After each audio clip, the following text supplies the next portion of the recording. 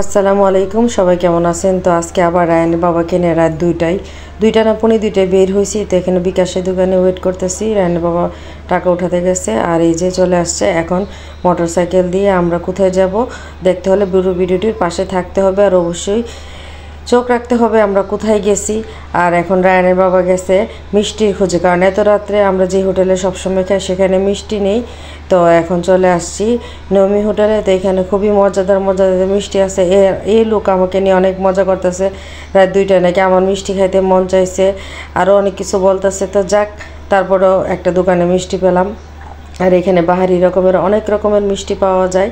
তো অবশেষে আমাদের মিষ্টি আসছে আর সাথে গরম গরম পরোটা অর্ডার করা হয়েছে। আর এই মিষ্টি আর এই পরোটা খেতে কার কার পছন্দের এই খাবারটা সবাই অবশ্যই কমেন্ট করবেন। আমার তো এই খাবারটা খুবই পছন্দের।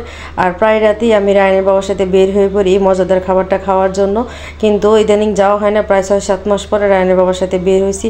আর ওনার সাথে বের হতে পারলে আসলে আমার অনেক বেশি ভালো লাগে। তো এখন গরম গরম পরোটা মিষ্টি আলহামদুলিল্লাহ খুব মজা করে খেলাম আর আপনাদেরকে বের হওয়ার সময় শেয়ার করতেছি। এখানে অনেক সুন্দর সুন্দর মিষ্টি পাওয়া যায়। ব্রাউনবাড়িতে যারা আছেন আর যারা আছেন বা জানেন, ব্রাউনবাড়ি মিষ্টি আসলে খুবই মজা, সবে এসে ট্রাই করবেন।